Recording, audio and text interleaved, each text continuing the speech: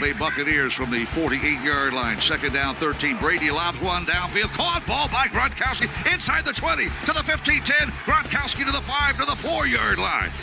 Holy guacamole. Third down, 18. Dropping Gannon, looking Gannon. Those up the middle. It's intercepted at the 40. Derek Brooks 30. Brooks to the 25, 20. Derek Brooks all the way. There it is. The dagger's in.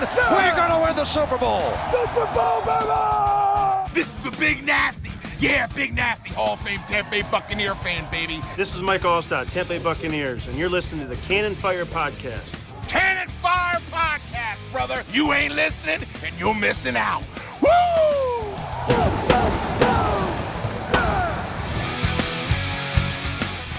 Never thought I'd be saying this on this podcast, but ladies and gentlemen, the Tampa Bay Buccaneers are one win away from the Super Bowl. The road to Tampa Bay goes through Aaron Rodgers and Lambeau Field this Sunday for the NFC Championship game. It is the Buccaneers' first NFC Championship appearance since the 2002 season, and it's their fourth total as a franchise. So to say it is a big game this week is quite the understatement. Welcome back to the Cannon Fire Podcast. Back at you today for episode 163. I'm your host, as always, Rhett Matthew, joined alongside me, my good buddy and co-host, Philly Bucks fan himself, Mr. Evan Wanish, who has showed up on time, ready to go, ready to record this podcast. How you doing, brother? Doing pretty good. How are you? Doing good. Now, we do have a very special guest, if you guys have yet to notice, over on our YouTube. Well, is he even a guest at this point? Yeah, I mean, it's the honorary third member. You know him, you love him. James Hill, a.k.a. Mr. Bucks Nation on YouTube. Welcome back to the show, buddy. I am so glad you were on time today.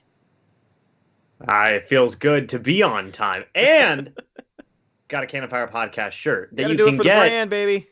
You can get somewhere. You can get it somewhere. Yeah, you can get it somewhere. Somewhere out there, you might be able to find a couple of those. If you shoot us a message on social media, Facebook, Instagram, and Twitter, we'll get your size and we'll send it out to you. Actually, we won't get your size because the only ones we have left are XLs.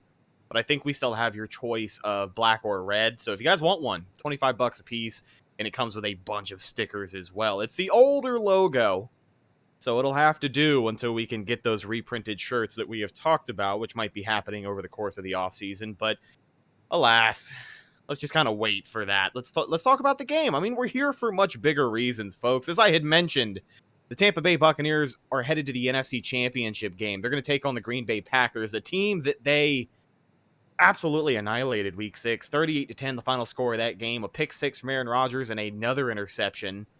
Just a friendly reminder, that's the same Aaron Rodgers who finished the regular season with 48 touchdowns and 5 interceptions. So, I mean, the MVP in a class all by himself, it seems. Yeah, I mean, it seems like he's pretty much the favorite to win MVP. I don't really think there's anybody. I mean, Josh Allen can maybe make a case. Patrick Mahomes can make a case, but I think the consensus is pretty much Aaron Rodgers. So, I mean, getting to a Super Bowl is difficult, and you're gonna have to go through the MVP at the MVP's house, and that's why it's so difficult to win, and they're gonna have to earn it. Yeah, these are two very different teams than they were Week 6, and I know we said that about the Bucs and the Saints last week, and obviously we saw how that played out, but it just cannot be understated enough. These are two vastly different teams. The Packers look at that 38-10 loss as their outlier on the season, and ever since then, they've really made some good adjustments, and here they are playing in the NFC Championship game as the 1 seed, so I guess you can guess how the rest of the season ended up going for them. But before we go any further, we are contractually obligated to let you guys know that we are sponsored by betonline.ag. If you're betting on the Bucs and Lambeau this weekend, or on the Bills and Chiefs game for the over, make sure you check out our friends over at BetOnline. From game spreads and totals to team, player, and coaching props, BetOnline gives you more options to wager than any other place online. And of course, we've always got the online casino, which never closes. So head over to betonline.ag today. Take advantage of all the great sign-up bonuses. Once again, betonline.ag, your online sportsbook expert. Support for CFP is also brought to you by Manscaped, the best in men's below-the-waist grooming. Manscaped offers precision-engineered tools for your family jewels. Fellas, as a couple of gentlemen here, we don't have to go into too much detail, but I think we can all agree that going below the belt just sucks ass, right? It's terrible. It's something you really wish you didn't have to do. Yeah. That's simple. Yeah. Well, that's exactly why Manscaped has redesigned the electric trimmer. The Manscaped engineering team spent 18 months perfecting the greatest ball hair trimmer ever created, and they just released the new and improved Lawnmower 3.0. Get 20% off and free shipping with the code Cannon20 at manscaped.com. That's 20% off with free shipping at manscaped.com. Use code Cannon20. I saw you laughing, James. Don't think. Yeah. What's up? What's so funny, dude? I'm so happy you guys have Manscaped as a sponsor. I really am. I never thought that. I always see all the other podcasts and content creators out there that say this video is sponsored by Manscaped, and just hearing Rhett say that just gives me so much joy. Well, stay tuned, because I guarantee you next week we'll be sponsored. The thought of shaving down there, I guess, gives James a lot of joy. That's what I take away from it. If you like content like that, stay tuned, because next week we'll be sponsored by Raid Shadow Legends. So that one will be pretty good. So obviously we're here to talk about the game. We got the sponsor stuff out of the way. All of those guys should be happy. But there's a lot to talk about leading up to this game. It's been a pretty eventful week in Buccaneer news. Before we even try to preview this game, let's talk about a lot of the happenings at $1. I wanted to ask you guys first and foremost, what do you make of this Bruce Arians quote? He had said something in a press conference this week that has reporters between Tampa and Boston feeling every single type of way. Like, I have seen takes on this that go every which way. There's some people who commend it. There's some people who call Arians a terrible coach because of it. A lot of people saw this quote and said, well, the Bucs are going to lose by 50 this Sunday in Green Bay, which I disagree with, but I like how you typed it because it showed up on the screen in the video too. Okay. So James, you've got this one first, but really quickly, the quote from Bruce Arians regarding Tom Brady. So what was the exact quote? The quote is, I allow Tom Brady to be himself. Like, New England didn't allow him to coach. I allow him to coach. Sometimes I just sit back and watch. So obviously this is referring to how Tom Brady has the ability, the leadership ability, the experience to just kind of take control of a team sometimes. And I think this is obviously in reference to that, maybe whenever the hell he wants to call his own plays on offense. But what do you make of this? Brady, being, not that it's a surprise that he's allowed to coach, but the fact that Bruce Arians was so lax about it. And a lot of people in New England think that he's firing shots at Belichick, which I don't think is the case at all. Yeah, I mean, it's certainly interesting, right? Because I've heard fans complaining all year about how, quite the opposite was happening, where Arians was getting in Tom Brady's way. But for Arians to say that, I don't think it's him protecting himself, because he has no reason to do that. I mean, he's in the freaking NFC Championship game, he has no reason to kind of like say, well, I'm doing this. He said it to say it, but I don't think it's taking a shot at New England. I don't, because obviously, like, who cares? They won 6 Super Bowls over there. Whatever they did worked too. It's just more fascinating to me. I wonder what was said. Because like it's weird, right? It's just weird. I don't know why he said that. I don't think there's any malicious intent there. But I am a little curious as to why he said that in the first place. Is Tom cool with him saying that? I don't know. I mean, I think Bruce has proven this year of all years that he's comfortable praising Tom Brady as well as being the first guy to criticize him. So something like this doesn't really shock me. But where I get kind of confused is this mixed reaction. And a lot of people who do feel like he's purposely taking shots at New England, because just like you mentioned, James, they won 6 Super Bowls. Like, what shots are there to take? Are there any low blows that you can take from a team that has dominated the last 20 years? And I feel like for Brady's sake, when it comes to the context of the quote, isn't that ultimately why he left New England? Like, I know the lack of weapons is one thing, but I know that he also kind of wanted to take charge somewhere else. And I think Tampa Bay has been his opportunity to do that. So it doesn't shock me to see something like this, Evan. Yeah, I mean, I agree with what you said when you said that's one of the reasons he left, because he wanted that freedom, and it just wasn't something that he got in New England. And I mean, hey, it's worked for 20 years, so respect to New England, but there is the Patriot way is unlike something from any other NFL team. Yeah. Right? When you walk into the Patriots headquarters, it's going to be much different than walking into any other NFL team's headquarters. So, yeah, Brady was probably a little sick of it, and then he wanted to get some more freedom. And I mean, Arians is right for letting that guy sometimes coach. Like, he's won 6 Super Bowls, just like you guys said. It's why you brought him here.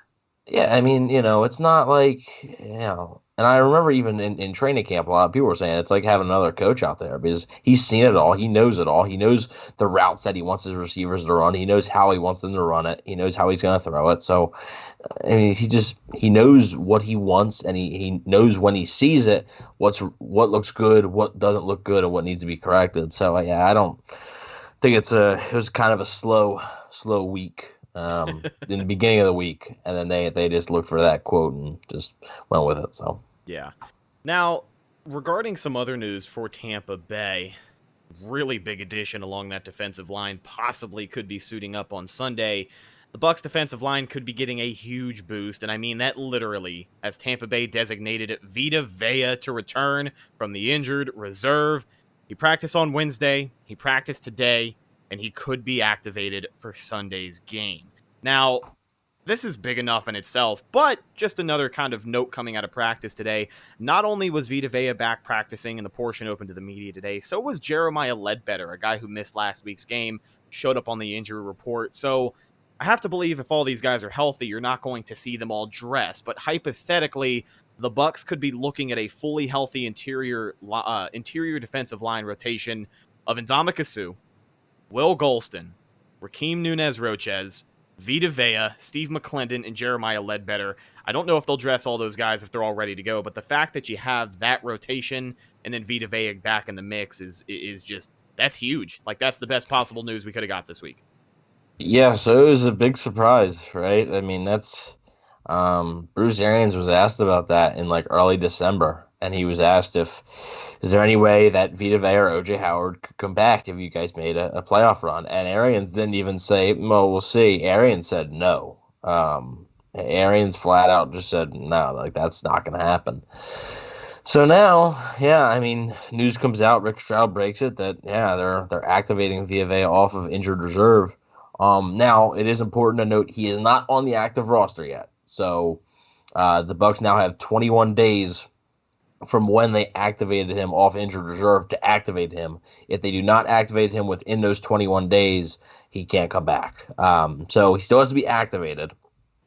So to say he's a lock to play on Sunday wouldn't be correct because he still needs to be activated, but it is a good sign. And I mean, it's a really unexpected sign. So it's they didn't even have him last year, week 6 versus Green Bay. Excuse me. But it's huge. It's just like you said, literally huge. Because even if he doesn't play that much, which if he does play, I don't think he's going to play a whole lot. Even if he does, just his presence there is huge. Sorry, go ahead, James. Oh, you're good. I agree with what Evan was saying there. What excites me most about Vita Vea coming back, even if he's playing 20 to 25 snaps, is we already know what he can do. We all know what Vita Vea can do, right? When he's fully healthy, when he's ready to go, he's one of the best defensive tackles in the league, period. His run defending is second to none. He was even showing more pass rushing ability this year and starting to get pressure on the quarterback. But, and I think you guys would agree with me on this point to a certain amount, is the opportunities that he creates for other guys in that pass rush along that defensive line. Suh and Golston were looking a whole heck of a lot better when Vita Vea was out there. Same thing can be said with Jason Pierre-Paul and Shaq Barrett. Since he's been gone, pass rush hasn't been as potent, I think, besides, guys like Devin White whenever they're blitzing a ton. If you have Vita Vea out there, even if it's 20 to 25 snaps, the opportunities that he's going to create for other people cannot be overstated or understated enough. It's a big deal, those opportunities that he's going to give other guys there. So I'm going to be very excited. Like Evan was saying, and I guess even Bruce Arians was saying, I didn't even think that this was a possibility. I just completely blocked this in my mind as to, okay, OJ Howard's out for the year, Vita Vea's out for the year, and that's just how it is. We're not going to see those guys. And when the news broke too, it wasn't like it was something that was building up before the game. Yeah. Like it just came out that like, hey, by the way, Vita Vea is off of IR. Yeah, it was a Stroud bomb. It was a Stroud bomb. He just dropped it right in. So just for that to be an actual possibility is mind-boggling. I know Jenna Lane from ESPN called it miraculous, basically, his 14-week recovery from a fractured ankle. I mean, I'm not a doctor or anything, but that sounds pretty insane to me. Yeah. So depending on how he's feeling, I mean, it sounds like he's been doing good the past couple of days. Like Evan said, he still needs to be activated, but this is a phenomenal development that I had no idea was even possible. Yeah, I mean, the funny thing is that game against Green Bay was their first game without Vea. So, like, they had a ton of success in that game. But then after, really, that Vegas game is when the pass rush, you could tell they were missing him. And there's been a few times where the Bucs kind of got gashed on some runs, and I don't think if Vita Vea is in there. Like I said, look, guys, like, if he's active, don't expect him to be playing 90% of the snaps. That's not realistic. If he's active, maybe he gets in 15 snaps, 20 snaps, maybe. But like you said, James, just his presence is going to make, I think, a lot of people better. It's going to draw more attention, and it's something the Packers will have to think about now. People have asked me about O.J. Howard. O.J. Howard is a completely different injury. That's a torn Achilles, so he's definitely not coming back from that. So people were like, "Oh, does this mean maybe O.J. Howard if the Bucs keep going in the playoffs?" No, that dude ain't coming back. So yeah, it was big news. It was a huge surprise, and it's a pretty big boost. So didn't mean to cut you off there, Rhett, but no, you're good, man. I can't stress enough how big having a guy like Vita Vea is. And I mean, to have him in a limited capacity, like both of you guys have said, not only helps open up opportunities for other guys, but when I had mentioned before, that full rotation, if they decide to stick with everybody, again, Ndamukong Suh, Will Golston, Nacho, Vita Vea, Steve McClendon, Jeremiah Ledbetter, the rotation is what's going to keep those guys fresh and keep that pass rush healthy and keep a lot of different looks coming at Aaron Rodgers. Yeah. I would guess Ledbetter and Davis are inactive. Yeah, that's what I'm thinking. If Vea's active, he's like Ledbetter's not good, but he's a reserve interior defensive lineman. So I would guess those are the two guys, and maybe like a surprise, maybe like a Steve McClendon or something if Vea can truly go. And that's if maybe if they think Vea can play closer to 30 snaps, maybe they're like, yeah, let's not activate McClendon. Let's because if you can have Vea and Nacho for most of the game just as a rotation there, why not? Yeah. But yeah, it's a huge boost, and it's something that they've been missing. Hopefully he can get out there, but I mean, if he doesn't, it's not the end of the world because you weren't even expecting this to be a possibility, like James said. So if he doesn't get out there, it's not, oh man, no, you weren't expecting this anyway. So What is it really? What's the difference? If he's not active. So yeah, it does open up the window that if the Buccaneers do win and advance to the Super Bowl, he'd almost be it'd almost be a guarantee. I think that he's ready to go, right? Because you have a week. You have a week that you don't play, and then you have the Super Bowl, so you have an extra 2 weeks. So, yep. It'll be big. I think right now the Bucs are testing that ankle out, seeing how it responds to the practices and stuff. And if it responds well, we'll see how much he plays. But another big news regarding the injury report this week. Wide receiver Antonio Brown has also yet to practice, listed with a knee injury so far this week. Didn't practice on Wednesday, did not practice today. Now, Bruce Arians said in a presser he doesn't necessarily need to practice to play, which is a true statement, as we've seen with Jason Pierre-Paul this playoff season. But, between you and I really think he plays this week. I don't think there's any way you go out there without Antonio Brown. Yeah, he'll play. Arian said he's a game time decision, but I think he'll end up playing. So they have practice tomorrow, which is Friday. We're recording this on a Thursday, so I would expect him. I would expect him to go. Knee injury is not believed to be serious. The MRI came back. It was not serious. He was day-to-day, so I didn't think he was going to practice much this week. So I think it'll be a game-time decision, and he'll probably end up going. Absolutely. Now let's go over the rest of this Buccaneers injury report really quickly here. Wide receiver Mike Evans with a knee injury was limited at practice. He'll be fine. Wide receiver Chris Godwin with a quad injury was limited. He'll also probably be fine. Ronald Jones with a quad finger injury that's been lingering for a little bit. He was limited. He'll be good to go. Left guard Ali Marpet with a pec injury was full participation. Cornerback Sean Murphy-Bunting with a quad/ankle injury was limited. Outside linebacker Jason Pierre-Paul with a knee/not injury related did not practice. And I think it's safe to say that we probably won't see Jason Pierre-Paul practice as long as the Bucs are in the postseason. Like he hasn't. I don't think he's done a single playoff rep or a playoff practice rep. I mean, has he played in a playoff game? Oh yeah. Depends on who you ask, I guess. Well, no, we're the number one Jason Pierre-Paul hater. So he had that one good play on Sunday where he batted the ball down on third down. So. Yeah, he also tripped a guy. Yeah, he did. Safety Jordan Whitehead with a knee injury was limited, and then safety Antoine Winfield Jr. listed as an ankle injury was full. We're not going to spend a lot of time on the Packers injury report because the only guy who has showed up with any sort of questions around him is tight end Mercedes Lewis with a knee injury who did not practice today after practicing on Wednesday. If I had to guess, I think he'll be good to go, but I guess we'll just have to wait and see. Before we go any further, I got a couple of more sponsors for you. Surprise! With a new year comes a ton of new big games in sports. With big games, you need big stakes. Kansas City Steaks is the cuts you crave to celebrate the playoffs and, of course, the big game in February. Try out the snack pack combo on their website featuring small plates with big flavor. They've got a ton of kick-ass stuff. Mini beef Wellington steak burger sliders, mac and cheese melts, bacon wrapped shrimp. We were taking a look at their website before we recorded this podcast. I mean, they've got seafood, New York strip, any cut of beef you can imagine. Check it out. Kansas City Steaks. They will hook you up. Every single order is flash frozen, delivered directly to your front porch. Satisfaction guaranteed or your money back. Basically, every cut of steak imaginable, appetizers, desserts, barbecue, and so much more. Visit kansascitysteaks.com/gameday and save up to $25 on combos perfect for the big game.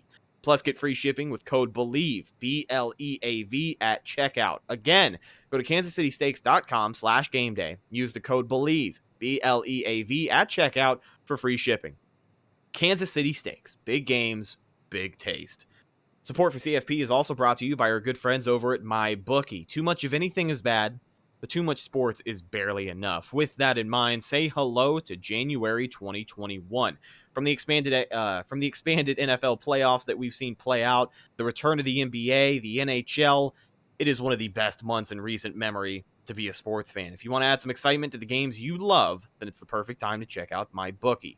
They'll hook you up with a 50% deposit bonus on $1,000 when you sign up. Plus, they'll keep the good times rolling with giveaways, free bets, and huge contests all year long. It's simple. Sign up, enter promo code CannonFire, and get your deposit matched halfway up to $1,000. Once again, promo code CannonFire, CANNONFIRE. Head over to MyBookie today and start 2021 off on the right foot. This year, bet with the best. Bet with MyBookie. So let's get into this game preview. The Buccaneers headed to the frozen tundra, Lambeau Field, to take on Aaron Rodgers and the Green Bay Packers. These teams have met before. And the big storyline coming into this week, obviously, is the frozen tundra. It's going to be cold. You look at the forecast up in Green Bay this week. I think the latest forecast that I saw come out has it somewhere around the mid-20s. Sunday's weather will be 29 degrees, 13% chance of snow, and 7-mile-per-hour winds. So to say that this is going to be an epic snow game in Lambeau, that's what you expect in the NFC Championship game in January, but I don't know if that's what we're going to get. No, and it's being overblown. It is. It's a factor, but like the Packers aren't gonna win because they're playing in cold weather. Like that's not like I'm sorry, like that's not a reason. The Packers are gonna win because they're used to playing in the cold. Like that's not a thing. Like that's just that's being overblown. Yes, the weather, especially if there's snow, could definitely play a factor, but it's not going to play such a big factor to where the Packers are going to win just because. No, like you still got to play the game. So yeah, I think it's personally being a bit overblown, but yeah, absolutely. And I do want to talk about the Bucs coming into this game really quickly as the road team. I think you have to mention it and kind of just leave it at this, but you look at the Buccaneers, Tom Brady in particular, his home and road split this season with Tampa Bay. On the road, the Bucs are 8-2, and Tom Brady has 25 touchdowns to 2 interceptions on the road. That cannot be ignored as you head into a game like this, and a lot of people, of course, calling Tampa Bay the underdogs, which is, frankly, the way that we like it. But, yeah, I don't buy into the Lambeau hype like a lot of people are trying to build this narrative. James, what are your thoughts? It's such a weird narrative, right? Like, there's so many different things, more important things that people could focus on. Like, Aaron Rodgers basically being the front runner for MVP. Their Packers run game being really good. Their defense, especially their pass rush, improving. Jair Alexander playing like one of the better cornerbacks in the entire league. Like, there's so many different things they could focus on that the Packers are good at, and then they just default to, it's cold. That's what's gonna get them. It's cold. Like, no, like it's such a weird narrative, but it's a good headline, right? Where it's like, oh, the frozen tundra, Lambeau Field, winter is coming. Team from Florida, team from sunny Florida, coming down to dark Lambeau. Like, this is such a good example of exactly that, where it's just like it's a weird narrative driven thing with like a storyline, and just it's weird, and they're not focusing on the football aspect of it, where the Packers are actually a freaking good team. Like they're making it seem like the Packers could be one of the worst teams in the league, but it's cold, and that's their key advantage. It's like, no, they have a lot of other things that they're good at. So obviously the Packers aren't going to look at it like that, and obviously the Buccaneers are going to be fine, I would think. I mean, now, like Evan said, there are some things that could still change with that. It's going to be a little windy out there. If it does snow, you could see a very heavy run game between the two. That's how that affects that. I don't think the Buccaneers are going to go up to Lambeau and then just die on the field because it's 29 degrees out, like how they're making it seem. So it's just a weird narrative thing that the media is spinning. Yeah. At the end of the day, these guys are professional football players. Like they're like going into a cold, to play the game. They're not even focused on that. Like I bet you'll see some players in warm-ups with like shorts on. Like like they're not focused on that. Go ahead, Rhett. No, you're good. And listen, I can understand why a matchup like this has to kind of take this narrative route, this, sports movie route, because, I mean, look at this matchup for what it is. It's Tom Brady, his first year with a new franchise, going up against Aaron Rodgers. It's two of the best in the game. For the first time ever in the playoffs. Two of the best to ever do it. The first time the Packers have ever played an NFC Championship game in Lambeau. So I get it. It's a big deal. The road to the Super Bowl goes through Lambeau. Wait, is it the first time ever they've played in it, or is it the first time Rodgers has played in one? I want to say it is the first time. I want to say maybe Rodgers. The first time they had an NFC Championship. I think it's Rodgers' first time. I don't think it's the Packers' first time. Well, there you go. Even then, I guess you can kind of understand why they're going to build this up on the pedestal that they have. But I just wanted to kind of dismiss the weather thing. Like, I think anybody going into this game expecting a huge snowstorm and a classic battle, like, it's not going to be snowing like it was Patriots and Raiders this time 20 years ago. It's not. But let's talk a little bit more about the quarterback for Green Bay. Like we mentioned at the top of the show, he is a pretty unique specimen this year. And unlike Drew Brees, the Bucs are going to be... I think so. Unlike Drew Brees, on Sunday, the Bucs are going to face a quarterback who is able to make throws. They're going to have to defend the entire field. Let me just remind you again, Aaron Rodgers, 48 touchdowns, 5 interceptions. I mean, his wide receivers are really, really going to work, and this offense is humming a lot better than I think it has their entire season so far. And obviously, you look at the last matchup, Aaron Rodgers struggled. He got pretty frustrated against the blitz. I think the Bucs stumped him a couple of times. They caught him sleeping in week 6. They're two very different teams. Since that game, Green Bay has adjusted. They've handled the blitz pretty well. And it just kind of, leaves a lot of questions. But I mean, Aaron Rodgers is Aaron Rodgers, dude. Like we just need to talk about that. I think we need to talk about what he can potentially do to this Buccaneer secondary on Sunday. So The big thing I think is not going to be necessarily the Bucs scheme. As much as it was scheme versus the Saints, I think that was more scheme. This is just going to be your players have to be making plays. This is just going to be your talent has to show, not necessarily scheme. Because, yeah, Drew Brees, I'm convinced the farthest he could throw, like accurately probably, is like 20 yards. Like, that's it, like in the air, 20 yards in the air. Rodgers can probably launch it like 60, 65 still, right? So they're going to launch it, all over that field, and it ain't like Breeze. So it's and I mean Devonte Adams is better than Michael Thomas, and so and the Saints offense, that's not a hot take, James. That is not a hot take. Yeah, Devonte Adams. I mean, not this at all. season, I've never personally been a huge fan of the guy, but this season he has been pretty special. Yeah, he's probably been the best wide receiver in the NFL this year, if I had to guess. But it's that Aaron Rodgers guy's pretty good, I think, and it's just gonna be. I still think playing press man like is more beneficial, but like you're just gonna have to make plays because even against press man, it's not like they can't push the ball down the field. They can. This is a different offense in the Saints. So with Drew Brees, you didn't have to be scared of getting beat deep. They had to put in a different quarterback to throw the ball deep, right? They had to do that.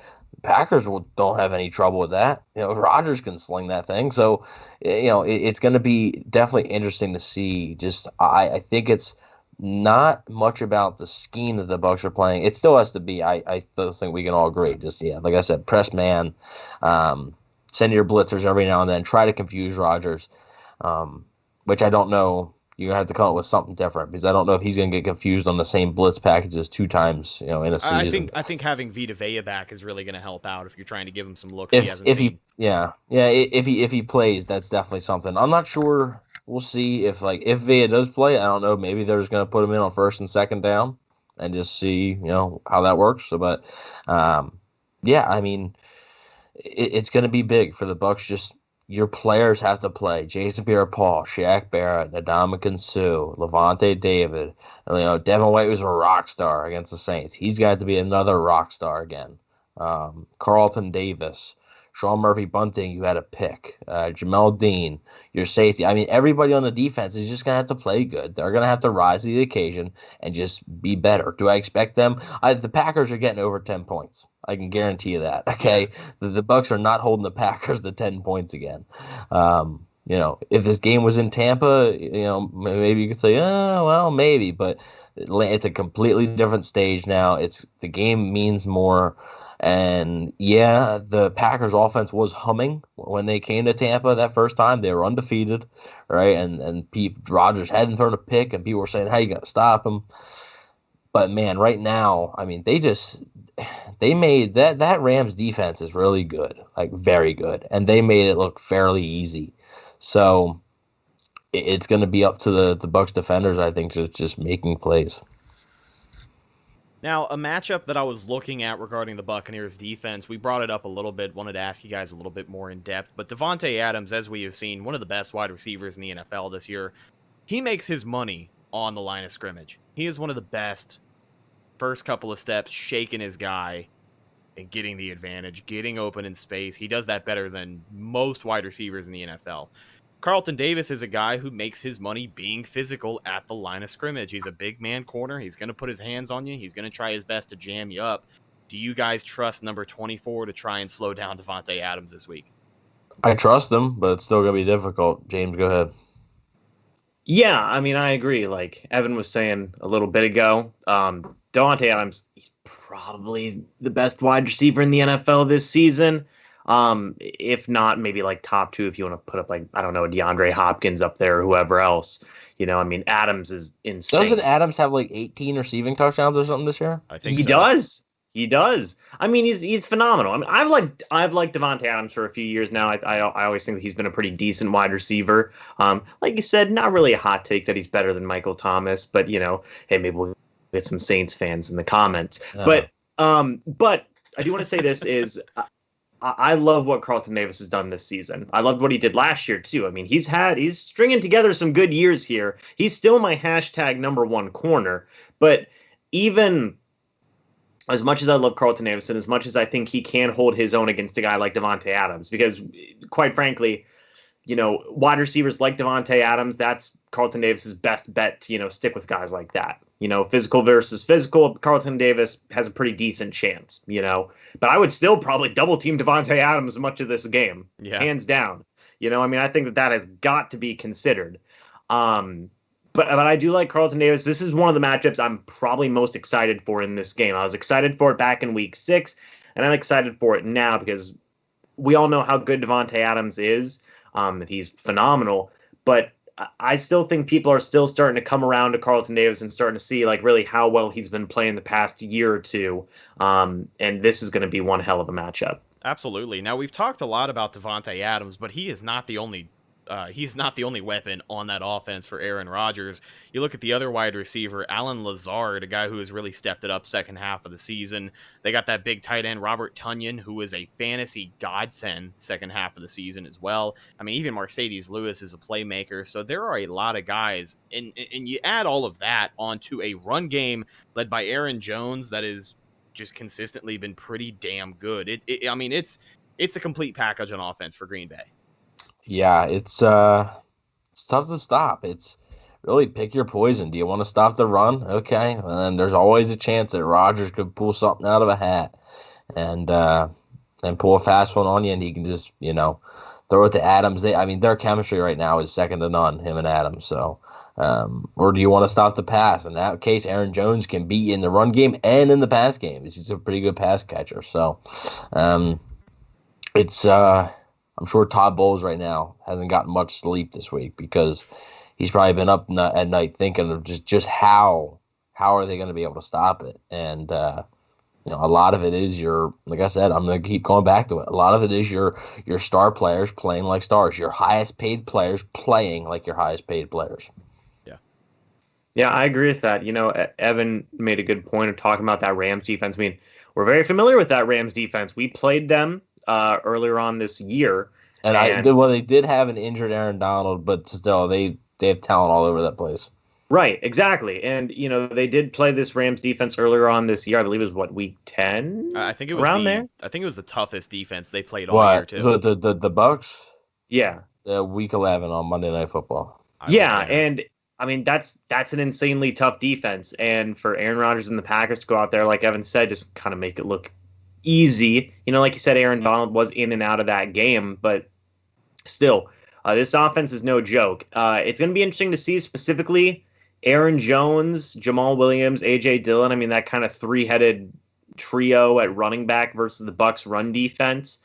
I'm going to be curious to see, especially if Vita Vea plays. Again, I do want to restate that. It's not a guarantee he's going to play.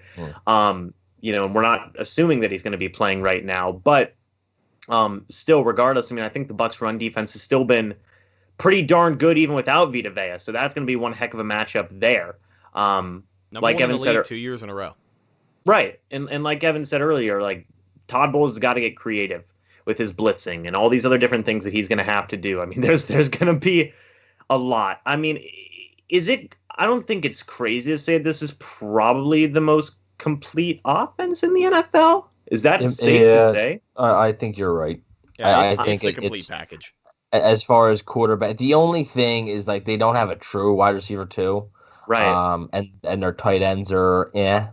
They could upgrade there, but yeah, I think Devonte Adams being so good kind of makes up for the lack of a wide receiver too, right? And but yeah, and they're two stud running backs. Like Jamal Williams would be a starter on probably 20 other teams in the league. Yeah. Their offensive line's really good. I do believe they don't have David Bakhtiari.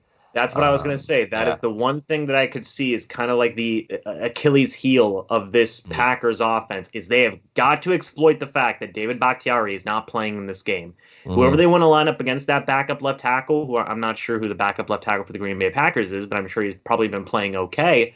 You got to put your best pass rusher there and just send them, on certain situations. And the Packers will know that, and the Packers will adjust. But, that's one of your best bets. Period. And I'll be honest, to kind of piggyback off of what you had brought up with, I think that's been an issue with Tampa Bay this season. Seems like every single game that we're like, hey, they've got a backup offensive lineman or two. that's the game where you don't really see that 4-man pass rush get there. And obviously Devin White being back is going to give them a little bit better of a look on the blitz, but it's going to be huge for just the pass rush this week. Take advantage of a backup left tackle and do your best to slow down Aaron Rodgers, because even if pressure gets there, another big difference between Drew Brees and Aaron Rodgers is a little bit better on his feet than number 9 is. Yeah, I mean, he can extend the play. Yeah, I mean, Drew Brees, even if like Drew Brees, like that wasn't like Drew Brees a shell of himself now, but like even in Drew Brees' heyday, he was never a guy that's going to extend the play. Aaron Rodgers has a history of doing that, and yeah, he can just sling it. So yeah. Let's take a look at what is in store for the offense this week in Tampa Bay. I'll kick things off. I'll tell you, I like this game as a running game. I know we talked about the snow kind of being a factor, and I don't think it's going to snow, but I like the running back rotation that we have seen in the playoffs. Leonard Fournette is running like a different running back, and Ronald Jones still looks just as explosive whenever he gets the football. And this is a game where roll out whoever you want to roll out. I'm sure Fournette will probably be the starter for that first drive, but if he takes off early, ride the hot hand. Like, I am okay with Ronald Jones kind of sitting on the bench for an extra series if Fournette has 60 yards by the end of the first quarter. Just playoff Lenny, man. I mean, it's a different breed. And he was a little shaky as a pass catcher in New Orleans. He dropped that one pass, but he also had a nice screen, few dump offs. He bobbled the touchdown, which I don't know if that was a touchdown. I think they would have kept it because they called it a touchdown. I remember Joe Buck and Troy Aikman just belly aching after. I don't know why they didn't review that longer. Yeah, I was kind of surprised they didn't either, because I was like, but I still think they probably would have kept it a touchdown just because they called it one. But yeah, I like the rotation, but I just disagree that. I mean, you've almost said every playoff game this year that they have to just run the ball, and you have Tom Brady. So I'm not sure. Where your thought process comes from. That I understand the weather, but I mean, when you have Tom Brady and offense that's literally built to throw the ball, I think that's what you have to do. And I mean, the Packers secondary is good, but I mean the Bucks still have a ton of weapons. So I am a guy who can always appreciate a commitment to the run game. If it's not 25 carries, give me 15 plus. But the logic that I have, at least coming into this, is so I thought. It seems like this Bucs offense runs its best whenever the run game is working. I mean, Leonard Fournette had a pretty productive day against Washington. Wasn't as productive against the Saints, but the run game was still somewhat committed to. And Jones had a better day running the ball against the Saints than Fournette did, but Fournette was effective in the passing game. Right. I just think that if you have a run game that's established early, it's always something you can go back to. If we see the offense kind of try and force a deep play, and then they stall out, quick 3 and out, didn't run the ball enough, that's what gets a little frustrating. Because, it is an offense that is built to throw the ball. You have Tom Brady, but I just don't like Tom Brady throwing the ball 45 times, which is probably what'll end up happening this Sunday. But I guess I'm old-fashioned. I don't know, man. I just like a good old-fashioned running back having a big day. I'm not saying 45 times, but I understand what you're saying when it runs best, but I don't know. I'm going to go somewhere in the middle, I think. Which, hey, cool. We got that's ideal. So that's right. I'm glad you're here. Thank you. Well, what I mean by that is because I just looked it up. They gave up 90 yards and a touchdown on 18 carries to Cam Akers in the divisional round against Los Angeles Rams. Their run defense is definitely the weakness of their defense. Yeah, and I think back to that last NFC Championship game that they were in last year versus the 49ers, right? Where their run defense got completely blown apart. Now, they are a little bit better. I think they rank in the top half in terms of rushing yards and rushing touchdowns and stuff like that. They have a top half rushing defense. But I think exactly what Evan was talking about, where playoff Lenny, they ran him a little bit more and they let him be a little bit more of a receiver. I think that's going to be the best way. I think it's going to sound weird, but kind of do what you were doing versus the Saints, right? And I know that's kind of well, what do you mean by that? But have a healthy amount of carries, right? Run whenever it's necessary, but then also try and get those guys involved in the passing game. Yeah. So, Leonard Fournette and Ronald Jones combined had 30 carries and Tom Brady threw the ball 33 times. So that's pretty much perfectly balanced. Right. And I think, yeah, exactly. And I think if they do a similar thing versus the Packers, I do think they might be able to have a better chance of success there in both regards. I'm going to disagree, though, I think if Ronald Jones is healthy, I think you got to start giving him the ball right away. Yeah. Over a guy like Playoff Lenny. I love Playoff Lenny. He's going to earn himself some money with this playoff run, from somebody else. But. Right, from somebody else. And and that's great. Go get your money, Playoff Lenny. But just every time, I even had casual fans who were watching the game last week come up to me and say, man, that Ronald Jones guy, every time he got the ball, you couldn't even tell he was hurt. And I was like, yeah, he was dealing with a couple of injuries. And they were like, you couldn't even tell. Playoff Lenny told him, F that. He only gets in the playoffs every now and then. So right, so it was very interesting. So I think if Ronald Jones is healthy, I think you got to start off by giving him the ball. He's running so hard, and so is Lenny. But Ronald Jones just seems to be doing just a little bit more in terms of efficiency. Yeah, well, Jones had one less rushing yard than Fournette did, but Fournette had 4 more carries. So right, Jones had a better day. Listen, I'm not going to shy away from the fact that towards the end of the season, I was pounding the table for Ronald Jones to get his carries, which he ultimately did until he was injured. But I also kind of look at it in the playoffs. If it ain't broke, don't fix it.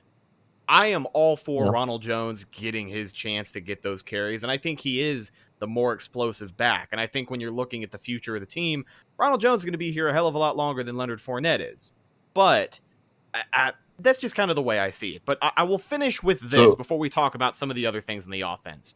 Towards the latter half of the regular season and in the playoffs, something that this Bucs offense has done really well that didn't work for a lot of the time is the short passing game. And nobody can tell me that the run game does not directly benefit the short passing game. So when you have those drives where you're taking a lot of time off the clock, that's where the commitment to the run can come in handy. And I think he can, play more than one factor in the game. Well, last time Bucs played the Packers, Ronald Jones had 23 carries, 113 yards, and 2 touchdowns. Hell yeah. Tom Brady threw the ball 27 times and had 166 yards. Leonard Fournette was not active in that game. He was still hurt. Believe he was dealing with an ankle injury. So Leonard Fournette did not play in that game. Can I ask you guys just one quick question? We just talked about, or Evan just So Evan had just talked about the same thing, dude. I just wanted to say no, just to say no. so Evan had just talked about and this, then just end the podcast.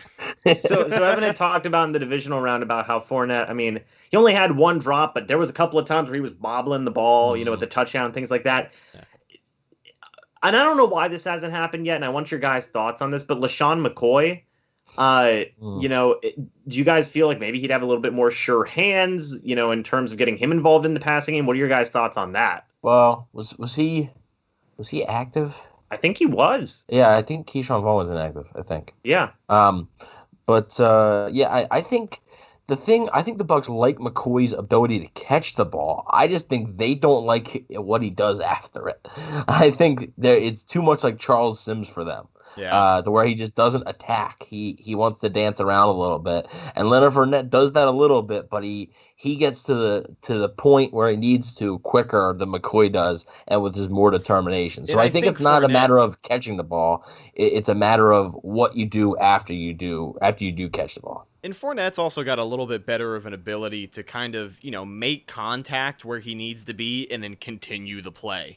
He's a little bit bigger than Shady McCoy, and I don't know if Shady McCoy can take on 2 defenders and take them an extra 2 or 3 or 4 yards when it matters the most. But I will say that I do like Shady as a pass catching running back, but so far these first 2 playoff games we have not seen him, which leads me to believe it's probably going to be another week of not really seeing him. You're going to see, as long as they're healthy, you're going to see Jones and Fournette. It's just like, it's just like in the NBA pretty much. When you get into the playoffs, you go down to a 7 or 8 man rotation. Like in the regular season, you have a 9 or 10 man rotation. When you get into the playoffs, you really shrink it down. And right now, I think the Bucs have shrunk down their running back rotation to 2 guys, and those are the only 2 guys that are going to get it. Yeah. Let's talk about the passing game. I've already kind of said my piece on what I think the Bucs should do. I like a run-heavy day. I like the short passing game, the long drives that take a lot of time off of the clock. But Evan, Well, that's also keeping Rodgers off the field, so yeah, that's important too. but what do you think is the best route for Tom Brady to take to attack this Packers defense, which is, no slouches over there either? Yeah, I think it has to be more like the Washington game plan. I wasn't particularly impressed with the game plan early on in the Saints game. Felt a lot like they were trying to force deep shots. I mean, 3rd and 1, throw a deep shot. I mean, maybe that's Brady's idea. Maybe that's him. Maybe that's the play calling. We won't truly know. Maybe, there's one deep shot on that play and the rest of the guys are running curls and Brady just shows the deep shot. Who knows, right? But I think it has to be more like Washington. I really like their game plan versus Washington. They utilize play action. They got guys open. And obviously you need a better day from Chris Godwin than you did in the Washington game and in the Saints game. So I think he's a key guy. But as far as the passing game goes, I say put the ball in Tom Brady's hands when you need to. Just do it. Here, he's the GOAT, right? He's led you this far, and I think you need to continue to put the ball in his hands. So I'm not saying throw the ball 50 times, but if you need a first down, if it's in a critical spot, I'd be throwing the ball more than passing it. I mean, yeah, throwing the ball more than running it. I was gonna say throwing the ball more than passing it. That wouldn't make much sense. One thing that I could see, which we're starting to see it get more and more heated up as these playoff games have been progressing, is the tight ends. Cam Brady's getting a lot more involvement. And Brady's been taking his shots with Gronk.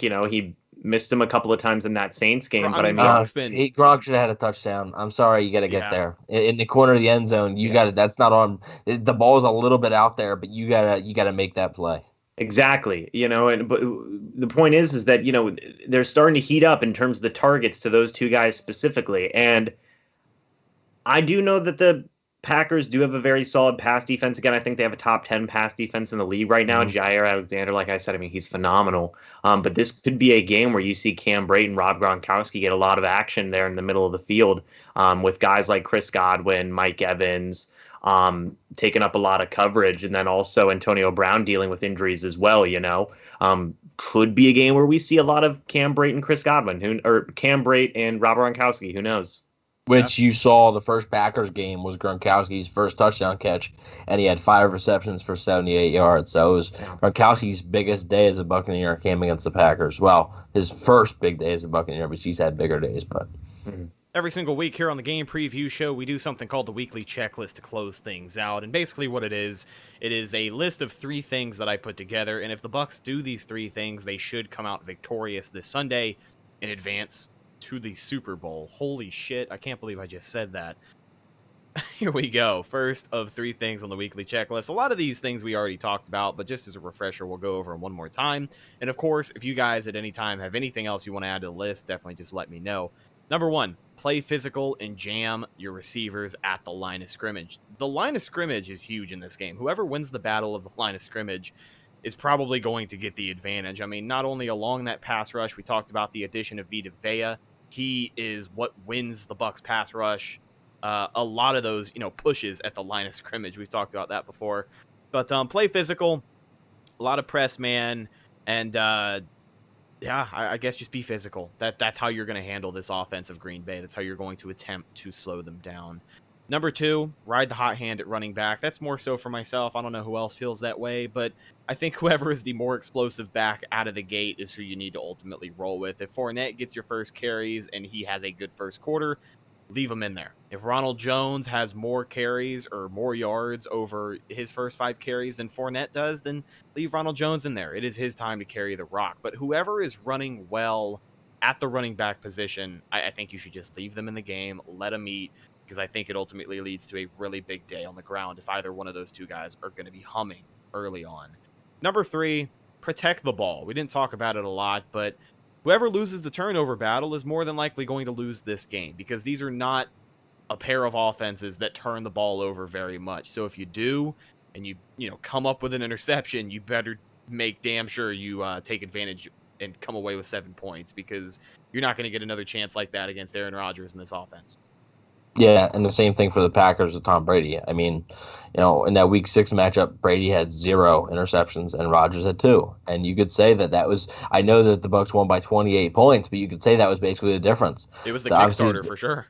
Obviously, the pick 6, so that's 7 points anyway he turned into. And then the next drive when Rodgers threw the pick, the Bucs the next play turned into 7 points. All of a sudden, down 10-0, up 14-10. And that was a big reason why they beat the Saints. If the Buccaneers don't force a single turnover against the Saints, I don't know if they beat the Saints. They had 4 turnovers, 4 takeaways by the defense, and the offense scored points on 3 of them. So if you have 0 of those, I don't know if the Buccaneers beat the Saints. So it's very important. And just like you said, I didn't expect Drew Brees to throw 3 interceptions, but I would bet you money that Aaron Rodgers is not going to throw 3 interceptions. So this Packers offense is not going to be playing sloppy. So the Bucs offense has to play a really crisp and clean game as well. You have anything you wanted to add to the checklist at all?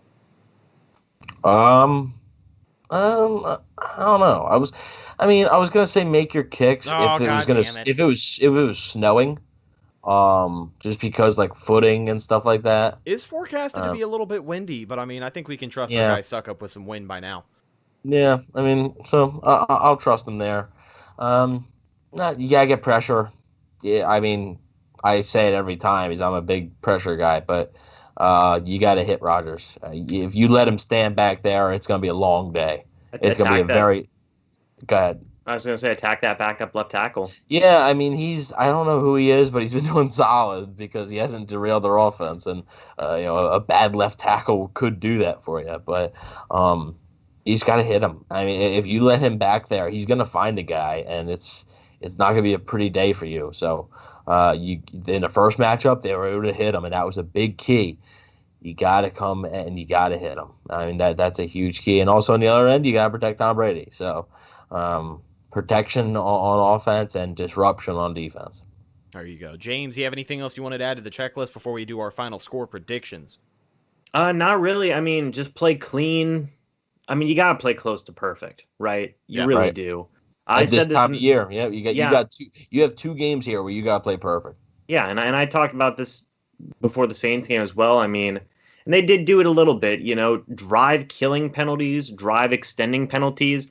No room for that. Absolutely no room for that. Everybody has got to be on their absolute A game. So that would be the only thing that I would say is just play as close to perfect as possible and try and play as clean as possible, because that in games like this where things are really this close in terms of talent and neck in terms of overall play and stuff like that, this is where it's like 1 or 2 things could decide whether or not you're going to the Super Bowl or not. Right. 100%. Yeah. Ladies and gentlemen, we're going to wrap this show up with some final score predictions. Could be our last one of the season. Who the hell knows? If the Buccaneers win on Sunday, of course, we'll have another one in store for you. But here we go. I'll start mine off. I think it's a somewhat high-scoring game. I think one of these teams scores over 30, but not by very much. I think it's a close game, and I think we said it about the Saints game, but I think whoever has the ball last is going to win. Aaron Rodgers versus Tom Brady, Lambeau Field, January Conference Championship. Let's go. My final score. I'm sure you can already guess who I'm going to pick. Got to keep the streak rolling, baby. 31-28. Tampa Bay comes out on top, and they advance to their first Super Bowl since 2003. That's the way I see it. What do you think, Evan? So, predicting games this year, regular season and playoffs, I've been wrong 3 times, which is actually pretty impressive. I have been wrong at 3 games. 2 of them, I actually picked the Bucs to win, and they didn't. It was the Chicago game and the second Saints game. I picked the Bucs to win, and they didn't. But the other one I got wrong was the Packers game, and I picked the Packers to win, and the Bucs came out and throttled them. This is not going to be 38-10. Okay, I can guarantee you. I don't even think whoever wins this game ain't gonna win it by double digits. It's not going to be a 10-point win like it was against New Orleans, right? Yeah. It's just not going to be. Both these teams are going to play hard, I think. Man, the Packers are hot. The Bucs are really hot too, and it's really going to determine, like I said, just It's like James said, the Bucs are gonna have to play perfect, but you need to play perfect to get to the Super Bowl. That's why it's so difficult. They played a near perfect game against New Orleans, and they were able to beat New Orleans. I just don't know how they're going to be able to stop Green Bay's offense enough. And what scares me is if you give the ball back to Aaron Rodgers with like 2 minutes left, the game's over. Like, that dude is either going to, if he needs a touchdown, he's going to get the touchdown. Like, so that kind of scares me. But I do think it's going to be a close game. I think the Bucs are going to put up a good fight, but I do think their season ends. I think that the Packers will win 31-27 Packers. It's like I said, I don't think there's anything to be ashamed of. I mean, I think we were talking about this, but before the show started, how the season's already been a success, and I think even if he asked Rhett, who's the optimist, I don't think he would have expected the Bucs to be in the NFC Championship game. So. Let's not forget, guys, the Packers are 13-3 this year. They're the number one seed in the NFC. They're a number one seed for a reason. They are a darn good football team. They're an elite football team. Losing 4 points to them in their house in the NFC Championship game, there's no shame in that. Obviously, you'd love a Super Bowl, but unfortunately, I don't see that happening, and I see the Packers moving to the Super Bowl and sending the Buccaneers home. James, I'm glad your prediction was last. Go ahead and warm things up for me, buddy. I'm going to say 38-35 Bucs. Let's win. go. I mean, what else? What else? On a Ryan Suckup game winner, baby. Yeah. Let's go. Money. He kills the kicking curse. He just flicks off the entire crowd at Lambeau, and we all just cry in our reactions. It's going to be a beautiful thing. Now, I will say this. Beating him up. Huh? He Lambeau leaps after the game winner, and they just beat his ass. You're right. Yeah. Yeah. And then he can't play in the Super Bowl. And then all hell breaks loose, and then they sign Pat McAfee to be the kicker, and just so much Pat joy. Pat McAfee's a punter, though. He said he'll kick. It's fine. Okay, that's fine. I think he actually has a preseason field goal under his belt. Sure he does. I do want to say this. I talked about this right after the Saints game. Beating the Saints and eliminating them from even if the Bucs lose, this is a successful season in my opinion. Yep. They finished as one of the top 4 teams in the league. And a lot of people didn't. They beat the bully. They beat the Saints. That's like winning a Super Bowl to me. Yeah. Not only did they eliminate the Saints, but Drew Brees is done. Right? I know it's not officially confirmed, but Ian Rappaport just keeps on referring to him as retired at this point. Mm. That to me is already like winning a Super Bowl. It helps the Buccaneers out for a long time, hopefully, in terms of getting back to the playoffs and consistently doing good. So here's the thing. The teams that got revenge in the playoffs so far were the Cleveland Browns against the Pittsburgh Steelers. The Cleveland Browns went on to lose their next matchup. Were the Baltimore Ravens against the Tennessee Titans. The Baltimore Ravens ended up going to lose their next matchup. And it's also the Rams against the Seahawks, because I believe the Seahawks had beaten them, and the Rams lost their next matchup. So, Evan, why the hell do you like this? Look, just because not everything's going to be sunshine and rainbows, okay? Now, somebody has to do it. You act like I said they're going to get blown out. Now, back to what I said, though, is like this season is already a success. Yeah.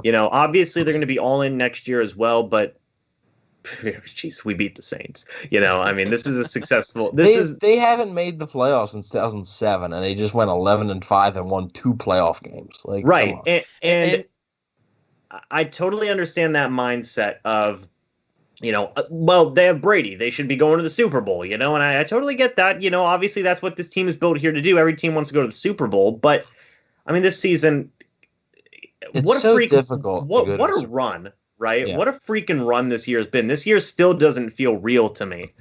So regardless of how that Packers game ends, the Buccaneers have won playoff games for the first time in 18 years. They made the playoffs for the first time in 13 years. And it feels really freaking good to be making podcasts and videos and other content this deep into January. Whereas otherwise we would be talking about, hey, who do you guys think the new head coach is going to be? Or, hey, who do you think who do you think our quarterback's going to be? And like all these other things that we could be talking about. We're not talking about that. Because they're in the NFC Championship game. So this has been one hell of a run, and I still think the Bucs are going to win.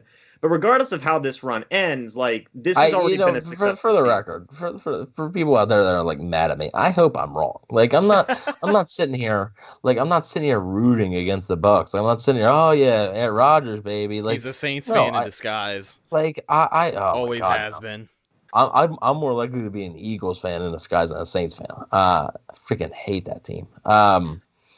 But I mean, you know, I'm not sitting here. I want the Bucs to win. It's I like doing this show. I don't want this to be the last game preview we do. You know, I mean, yeah, you want to win a freaking Super Bowl, especially if you get this far. But it's just, you know, it's so difficult to win it. It really is. Aaron Rodgers hasn't been to a Super Bowl in 11 years. Aaron Rodgers went to the NFC Championship game last year and got throttled.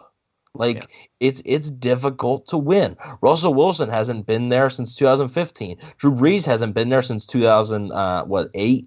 All right? I think 2010, actually. I think it was 2009, and then Madden I think 11. Rodgers I always think of Madden 11. Yeah, yeah. So that would be 2010 then, because it goes year ahead. Yeah, it's difficult to win, man. It really is. And Brady's been to plenty of AFC Championship games. He lost to Denver twice in the AFC Championship game in Denver. It's tough. It's not easy to do. And that's why you don't see many repeat champions. It's going to be very difficult for the Kansas City Chiefs to repeat. Right? I mean, they got to get past the Buffalo Bills first, but then they either have to beat the Bucs or the Packers. It's difficult to win 2 championships in a row if you're any sport, you know, except maybe the NBA, where it's just these super teams. In football, it's so difficult, and it's very, very tough. I mean, I think the last team to do it was Tom Brady in 03 and 04, I think, beating the actually 04 and 05, beating the Panthers and the Eagles back to back. That's the last team to win back to back Super Bowls. So. Yeah, it's extremely difficult. It's extremely difficult to get there, and it's difficult to get to the NFC Championship game. And kudos to them for doing it. I'm proud of everybody involved. Congratulations to them all. I just personally, the Packers are just a really hot team, and there's no shame in losing to this Packers team. This is not like the Washington football team, you know, made the NFC Championship game, and you're facing them. This is not that. And Evan, whenever we mess with you here on the show, at least I know whenever I mess with you on the show, it's always, you know, kind-hearted. I'm just joshing you. I know that you want this Bucs team to win, and I think a lot of level-headed people who take in our content also know that you want this team to win. But I agree with everything both of you guys said. To kind of put a bow on top of everything as we kind of, you know, look back at this season as a whole, to say it was a success, I think, is an understatement. But on top of everything that we had just talked about, it is Tom Brady's first season in Tampa Bay. Evan and I both predicted them to go 11-5. Neither of us predicted them to go to the NFC Championship game. A lot of people predicted them to go to the Super Bowl. Here's one optimistic look. So I did a thing before the season started where I predicted every NFL team's like standings and stuff, and I predicted the playoffs. I had the Bucs winning a playoff game. I had them going 11-5 and winning a playoff game. That playoff game was against the Packers in Lambeau. So there's that. There you go. It's fate. The preseason predictions never. I think fail. I had the Bucs. I had the Bucs as the 6th seed and the Packers as the 3 seed. So I had the Bucs going to Green Bay and beating them in the first round, and then losing to New Orleans actually. So maybe it's a little bit reversed there. Look at how that turned out for you. But ladies and gentlemen, I believe that's just about going to do it for this episode of the Cannon Fire podcast. It's been a little bit of a lengthy one, but it really has been a great time on this week's game preview show. Thank you so much to our good buddy James Hill, a.k.a. Mr. Bucks Nation on YouTube, for showing up and showing out. Really appreciate you, buddy. Honorary 3rd member of the show at this point. And for the people who are not familiar, where can they find you and your awesome content? Yeah, just here on YouTube at Mr. Bucks Nation. Been making a lot of videos, have a lot of cool ideas for off-season content. That we hopefully won't have to get into for a few more weeks here. James is going on TB12 diet again. Oh no, we're not. If the Bucs win the Super Bowl, can you? No, I don't want to. That's actually painful. I can't handle it. Oh, dude, if you made a commitment, like if the Bucs won the Super Bowl and you made a commitment to go on the TB12 diet from the end of the season to the start of like training camp, you'd be absolutely shredded. You'd be a machine. Oh, James, I definitely. They would be signing you to a futures contract, man. I definitely would be. I've had a lot of people ask me what James, shave your head if the Bucs win the Super Bowl. It's like, Jesus, guys, give me a break here. But can't it be something you enjoy, kind of? Huh? If they win the Super Bowl, can't it be something you enjoy? Like, right? why is that like a punishment? Shave your head, do this, do this. That is a punishment. It's all painful. So, I do still have some content here coming up here for the rest of this week, talking about some of the Packers games and some of the stuff about that. But yeah, really fun. We're on the road to 10K, so that feels good. So right. Let's keep on rolling. How about this? If the Bucs win the Super Bowl, we'll each get like a thing of wings like in front of us or whatever, and we'll just sit down. We'll go live and we'll just talk. We'll just have like a chat. We'll do another ASMR live stream like the King of the Wing competition. Yeah, everybody will talk, but in between it, you'll just get the bunch of bones sucking. Just the deep, heavy breathing in between eating wings. Yeah. Oh man, let's wrap. It won't be as bad because we wouldn't be eating them as fast. So yeah, that's fair. Let's go ahead and wrap this thing up. Find the show on social media: Facebook, Instagram, and Twitter. All of those are Cannon Fire Podcast. Best places to go for updates on the show, and of course, Buccaneer news as it happens. Speaking of Bucs news as it happens, you can check out my co-host Evan on Instagram at Bucs_daily. The #1 Buccaneers fan page on Instagram. You can also find him on Twitter at EvanNFL.